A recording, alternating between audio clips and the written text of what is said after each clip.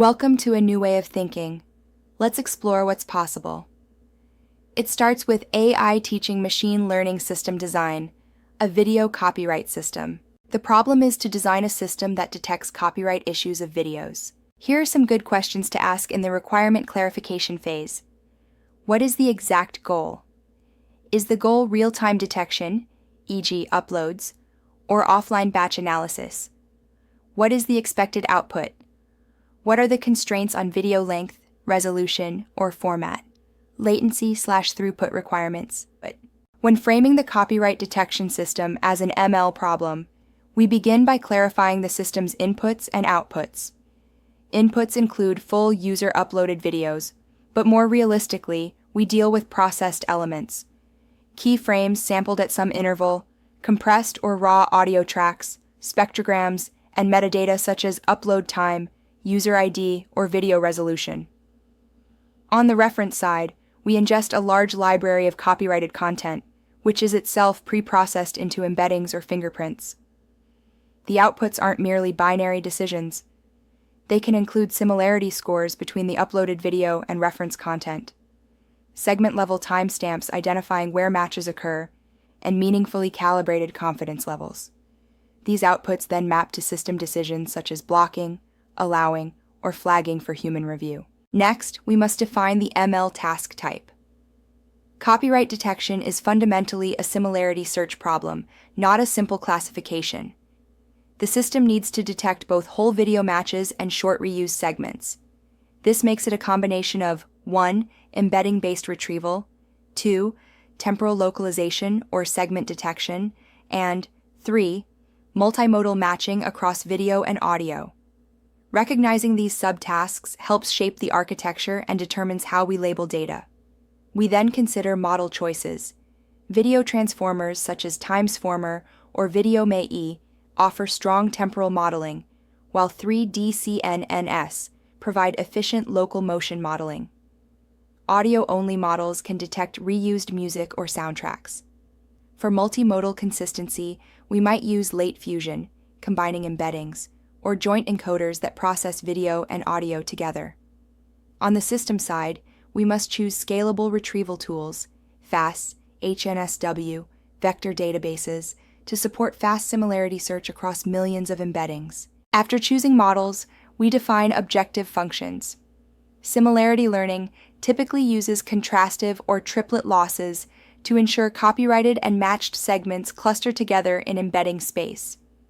If segment-level decisions are needed, we use sequence labeling losses, such as frame-level cross-entropy or temporal alignment losses.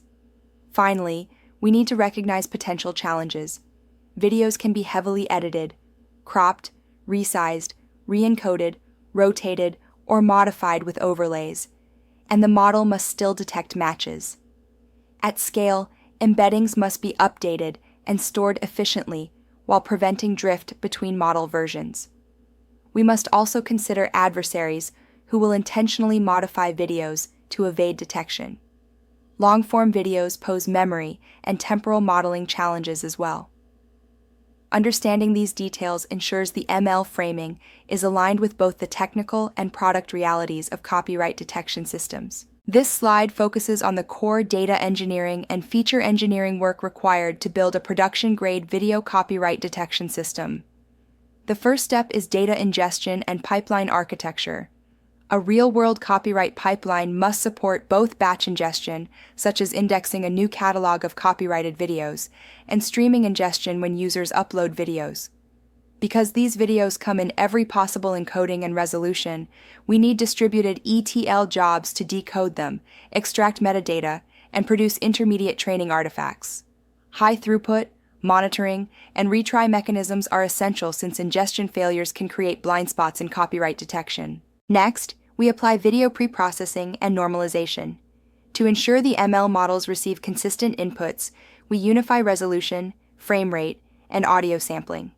Extracting keyframes, motion vectors, or uniform frame samples significantly reduces computational load while preserving relevant information. We also produce standardized artifacts like fixed-length clips and audio spectrograms because models are most effective when input dimensions are consistent. We then design a robust storage and retrieval layer. Storing raw videos is expensive, so we rely on tiered storage that balances SSD, HDD, and cold storage. We also store extracted frames, spectrograms, and embeddings in separate partitions. An efficient indexing structure, by video ID, timestamp, and modality, allows downstream pipelines such as training, evaluation, and online matching to retrieve segments quickly. Next is feature engineering, a critical part of the ML pipeline. For the visual side, we extract CNN or VIT embeddings, detect scene boundaries, compute optical flow, and capture keyframes. For audio, we generate MFCCs, spectrograms, and embeddings from pre-trained audio encoders. Multimodal fusion helps the system stay robust against real-world video modifications such as cropping, noise addition, or pitch changes. Augmentations help simulate adversarial or common user transformations. Finally, labeling, validation, and governance ensure data quality. Segment-level labeling is expensive, so weak labeling from existing reference fingerprints helps scale. Human verification is needed for edge cases. Strong validation catches corrupted or incomplete artifacts, while dataset versioning and access governance are essential for long-term reproducibility, compliance, and safety. This slide outlines the core machine learning model architecture used in a video copyright detection system. We begin with a multimodal input pipeline, which is crucial because video content includes 3 distinct signal types: visual frames, motion information, and audio. Each modality often needs a different architecture to extract features effectively, but all 3 must stay temporally aligned. The pipeline uses synchronized segmenting to ensure that a 1-second window of audio corresponds to the same temporal window of frames and motion vectors. This step ensures the downstream model learns meaningful correlations. The visual encoder is typically a CNN or vision transformer. CNNs, like ResNet, EfficientNet, are efficient and effective for per-frame feature extraction, while VITs can capture more global structure and context. Many copyright signals, watermarks, unique frame geometry, specific transitions, are subtle, so visual encoders need to be robust to distortions such as resizing, cropping, or video compression. For temporal modeling, we may apply additional layers like 3D CNNs or timesformer blocks to capture motion and scene evolution. The audio encoder processes spectrograms using a pre-trained audio model. This is extremely important because audio matches remain detectable even when video has been partially altered. Audio encoders help maintain robustness to typical user modifications such as pitch shifting, speed changes, and added background noise. The output is a compact embedding designed to align with the visual embedding space. Next, the temporal alignment and fusion layer merges audio and visual information. There are several ways to do this.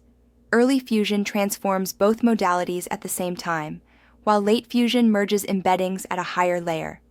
Attention-based fusion learns dynamic weighting, especially useful when audio is missing or frames are low quality.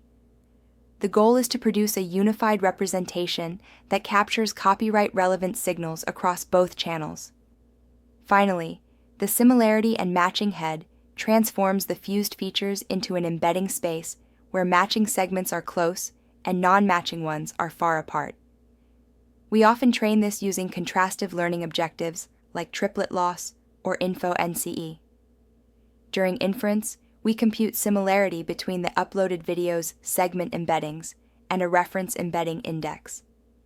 This architecture enables fast, scalable, and robust copyright detection across millions of videos. This slide focuses on evaluating a video copyright detection system both offline, before deployment, and online, while running in production. We begin with offline segment-level accuracy, which is the most direct way to validate a model's ability to detect copyrighted content. Copyright detection is essentially a segment matching problem, so precision, recall, and F1 scores on 1 to 5 second segments are critical. PR-AUC is often a better metric than ROC-AUC because datasets are usually highly imbalanced. Almost all segments in user uploads are non-matching. We also analyze false positives and false negatives across categories such as music videos, gameplay, podcasts, and movie clips to identify systematic weaknesses. Next, we examine embedding space quality, which is crucial for retrieval-based systems. Metrics like mean and median cosine similarity between matching verses. Non-matching pairs tell us whether embeddings separate the two classes effectively. Retrieval metrics such as recall at 1, recall at 10, or recall at 50 evaluate how often the correct copyrighted segment appears among the top nearest neighbors. Hard negatives, clips with visually or acoustically similar content, help stress test the embedding space. We then perform robustness testing, where we simulate real-world transformations. Users often crop videos, add borders, change playback speed, rescale resolutions, or add filters. Attackers may intentionally distort videos to avoid detection. Evaluating performance under these perturbations ensures generalization. We also need domain-specific tests because different content categories challenge models in different ways. Moving to production, we track online metrics. Latency is critical because detection often happens on upload or near real time. We monitor real-world false positives via appeals and manual reviews. For platforms that block uploads, the upload blocking correctness metric measures how often we make the right call. User-facing signals, such as complaint rate or reversal rate, give additional reliability insights. Online A/B experiments help validate whether a new model reduces moderation burden, improves detection, or affects compute cost. Before full deployment, we confirm that no safety constraints are violated. Finally, drift detection is essential. Content evolves, new genres, editing styles, or audio formats emerge, so we continuously track embedding distributions, match rates, and error patterns. Alerts and periodic audits ensure ongoing reliability, even as the ecosystem changes. This slide describes how a video copyright detection system is deployed and operated at scale. The first step is the deployment architecture, which is typically modular. We separate pre-processing, e.g., decoding frames, generating spectrograms, GPU inference, computing embeddings, and similarity search, querying the embedding index. This separation ensures each component can scale independently. We also maintain a model registry with version control, allowing blue-green deployments, shadow testing, and quick rollback if a bug or regression appears. Next is the scalable inference infrastructure. Video inference is expensive, especially for long or high-resolution uploads. GPU-backed inference workers run the deep models for both audio and video. Auto-scaling is crucial because user upload volume fluctuates significantly throughout the day. We often process long videos asynchronously, using a job queue with workers that handle segmentation and inference in parallel. This avoids blocking real-time endpoints and keeps latency predictable. The embedding store and retrieval layer is the backbone of copyright detection. We use distributed vector search systems like FAS, Milvus, or SCAN to perform approximate nearest neighbor search over billions of embeddings. Sharding strategies help distribute load, often by video ID ranges or content type. Caching popular copyrighted content improves performance significantly, especially for music or viral clips that are uploaded frequently. The real-time matching pipeline handles incoming user uploads. After generating embeddings for short segments, we query the reference index and compute similarity scores. Business rules help interpret these results. For example, a single matched segment might be insufficient, while several consecutive matches indicate high confidence.